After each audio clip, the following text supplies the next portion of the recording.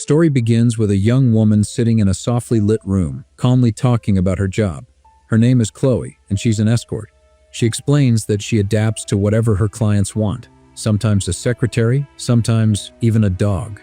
It's not about her, it's about what they need. Across town in Toronto, we meet Catherine, a respected gynecologist. From her office window, she often sees Chloe entering the nearby hotel.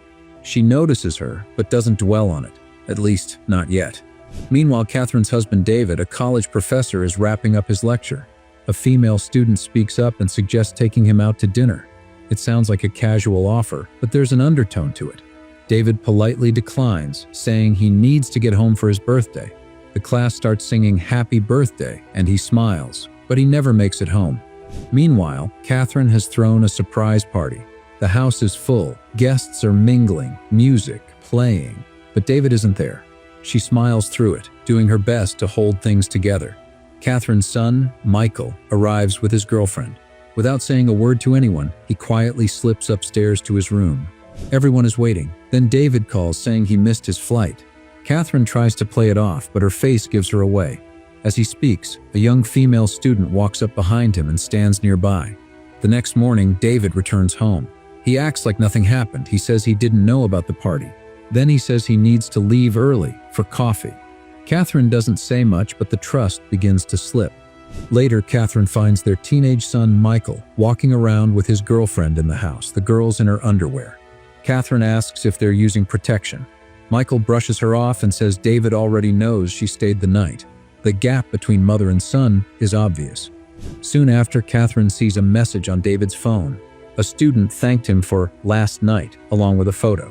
It doesn't take much more for suspicion to take hold. That night, they go to dinner with Catherine's best friends. David casually flirts with the waitress. Catherine excuses herself to the restroom and hears someone crying in the next stall. It's Chloe. She's upset about men. Catherine passes her some toilet paper under the stall wall. They share a quiet, unspoken moment before stepping out. When they come out, Chloe offers Catherine her hairpin. Catherine politely refuses and heads back to her husband. But something has shifted. On the drive home, Catherine asks David if he found the waitress attractive, if he was trying to flirt with her. David just smiles and says he was only being friendly. The next day, Catherine sees Chloe again entering the hotel bar near her clinic. On impulse, Catherine goes in and finds her. They sit down and Catherine makes a strange request. She wants to hire Chloe to test David. She explains she thinks he's already cheating and she just needs to know for sure. Chloe is surprised, but she agrees. The next morning, Chloe walks into the coffee shop where David often goes. She hesitates, then casually approaches him, asking to borrow some sugar. David smiles and hands her the sugar shaker. They exchange a soft, flirtatious glance, just a look, but it says enough. The next morning, Catherine gets a message from Chloe with a meeting location. They sit down. Chloe describes her encounter with David. He's polite, a little open, but still distant. Nothing inappropriate happens. Catherine listens, but instead of feeling reassured, her doubt only deepens. But for Catherine, that answer doesn't bring relief, it only deepens the question. She asks Chloe how she manages to do this kind of work. Chloe says she looks for the good in people, no matter who they are. Catherine doesn't say much in response, but her eyes give away the storm building inside. She hands Chloe more money and asks her to meet David one more time. That evening, Catherine notices David at home, laughing and relaxed while texting someone. He seems lighter, almost pleased. Across the house, Catherine walks past Michael's room and overhears part of a video call. Michael's girlfriend is breaking up with him. She says it's about graduation and distance, but Michael doesn't buy it. He's upset. When he sees Catherine outside his door, he slams it shut without a word. Downstairs, Catherine tells David what happened. She worries that she might have pushed the girlfriend away by not approving of their relationship. David reassures her that Michael will be fine. They share a quiet moment over a bottle of scotch she bought for his birthday. They laugh a little, remembering how close they once were. The next morning, Catherine overhears Michael on the phone. He's telling someone how he always loved hearing the story of how his parents met. Catherine listens from the hallway, smiling faintly. A message lights up on her phone. It's from Chloe. She wants to meet at a restaurant. Catherine tells Chloe she feels better now. Maybe this was all just her projecting her doubts. She says they don't need to go further. But Chloe reveals she already met David again. This time, something did happen. Chloe says they went out for lunch. Then they walked through a public garden where David kissed her. It wasn't casual. She says she could feel the intensity behind it, his restraint slipping. Catherine listens, stunned. But as Chloe goes deeper into the intimate details, Catherine can't take it anymore. A mix of anger and jealousy builds. Quietly, she gets up and leaves the restaurant. Later, still shaken, she tries to park and hits a parked car, scraping against a snowbank while Chloe, nearby on her bike, skids on ice and crashes. Catherine helps her up and brings her back inside the same cafe. Inside, she tends to Chloe's injured knee. As she lifts Chloe's leg and bandages the cut, the moment turns strangely intimate. Chloe watches Catherine closely. There's a tension neither of them addresses.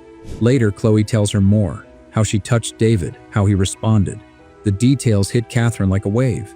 Before asking Chloe to meet David again, she gently brings up the medical records, feeling awkward, almost guilty for asking. Chloe nods and promises to bring them. That night, Catherine showers in silence. Her mind drifts through every detail Chloe described. The garden, the kiss, the touch. The water runs, but nothing washes the images away. In the bedroom, David lies awake, staring into the dark. The next day, Chloe arrives unexpectedly at Catherine's clinic, holding her medical documents. She asks the receptionist for Catherine, but is told to wait. While waiting nearby, she overhears a young man asking for his mother, Catherine.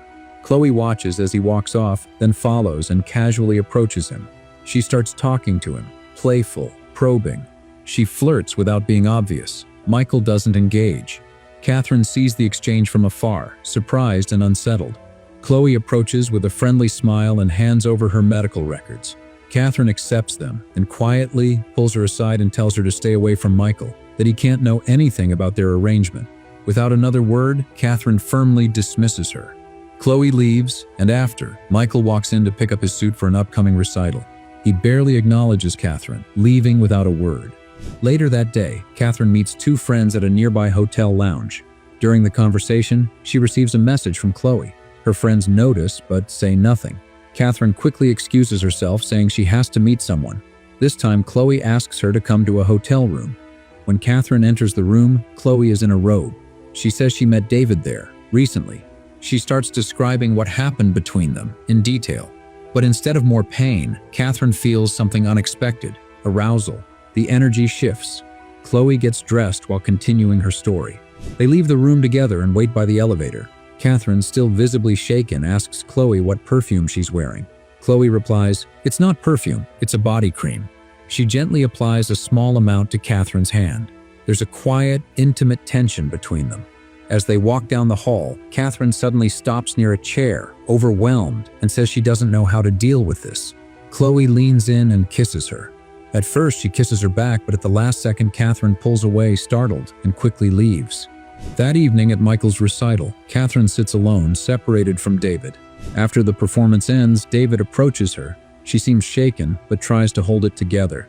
He kisses her hand, then pauses. He recognizes the scent and asks about it. Catherine says, "It's just a lotion." Before she can say more, David gets distracted by a student greeting him nearby. Before the gathering ends, Catherine quietly gets up and walks out. She returns to the hotel, needing answers. Chloe takes her to a private room. Catherine asks her to explain everything, what really happened with David. As Chloe speaks, she moves closer. Her voice softens, her touch lingers. Catherine listens, stunned, but doesn't pull away. The space between them vanishes. What began as storytelling slowly turns into something more intimate. This time, Catherine doesn't stop her. They share a cab afterward. Catherine pays for Chloe's drop-off, then turns to her, asking her to end the deal and not to see David again. As she's about to get out, Chloe offers her a small hairpin, one that belonged to her mother. She says she wants Catherine to have it. Catherine takes it, says nothing, and steps out. She walks into her house silent and heavy, not quite sure what any of it means yet. When Catherine arrives home, David is waiting. He confronts her, asking if she's been seeing someone.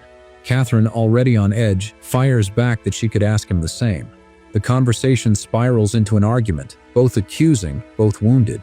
But when Catherine presses him, David denies cheating. He admits he lied about missing his flight because he didn't want the pressure of the party, not because he was with someone else. The next day, back at the clinic, Catherine finds several missed calls from Chloe and an email. Attached is a photo, Catherine and Chloe together in bed. Moments later, Chloe walks in with flowers, cheerfully asking if Catherine enjoyed their little game. Catherine, embarrassed and shaken, tries to stay composed. She tells Chloe it's over. Chloe confesses she loves her. Catherine quietly apologizes, thanks her for everything, and hands her an envelope of money. Chloe leaves, clearly heartbroken and furious. Driven by a mix of anger, Chloe heads out and finds Michael at hockey practice. She flirts and gives him a CD, one she knows he likes. Michael is surprised but intrigued. Afterward, Catherine calls Chloe and asks to meet her at the cafe. She also contacts David, determined to bring them face to face and end the chaos once and for all. That evening, Catherine meets David at a cafe. She demands honesty. David finally admits he didn't want to come home for the party, not because of anyone else, not even the student he met for dinner that evening, but because he didn't want to celebrate getting older. Just then, Chloe appears at their table. She looks directly at David, lingers for a moment, then walks away with a faint smile. David watches her go, clearly puzzled. He turns back to Catherine and asks, "Who is she?" Catherine realizes in that moment David truly doesn't know Chloe. The stories were a lie. Now everything clicks. Chloe invented the affair to get between them, and maybe to be closer to Catherine. David, furious and betrayed, gets up and storms out of the cafe. Catherine follows him outside. She breaks down and confesses everything. How she hired Chloe to test him, and how she crossed the line herself. She admits her fears about aging, becoming invisible, and losing him. She tells him he's only getting more handsome with time, and it made her feel even more distant. David listens. He's hurt, but he understands. He reaches out, holds her, and fixes her gently. They kiss, slow, emotional, and full of everything they've left unsaid. Their first real kiss in a long time. From across the street, Chloe watches them. Her face falls. She realizes she's lost Catherine. Her heartbreak twists into quiet obsession. David heads off to the university, hoping to meet later that evening. But Chloe isn't done. She shows up at their house and finds Michael. He lets her in, unaware of what's happened. By the time Catherine gets home, the house is quiet. As she changes in the corner of the room, she turns and freezes. Michael and Chloe are asleep in her bed. She sends Michael away and confronts Chloe. Chloe lashes out. She accuses Catherine of using people like all her male clients do. Catherine tries to calm her, apologizing, saying she never meant to hurt her. Chloe pulls off her hairpin, drawing blood from her own hand, and presses it to Catherine's throat. Catherine, trembling, asks what Chloe wants. Chloe doesn't say much, just looks at her with longing.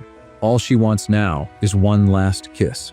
Catherine hesitates, then kisses her, but the moment fractures as Michael suddenly reappears, this time through another door. Startled, Catherine instinctively pushes Chloe away. Chloe stumbles back, hitting the large glass window. It shatters, and in the silence, she falls into the dark. Chloe's body is lifted onto a stretcher, zipped into a white bag. David holds Catherine close. She stands in stunned silence, frozen, hollow. As the police move outside, Catherine sees it, Chloe's hotel room in her mind, quiet and untouched, playing in her mind like a memory frozen in time. Sometime later at Michael's graduation party, Catherine stands quietly in the garden. A guest approaches her. She turns, wearing Chloe's hairpin in her hair.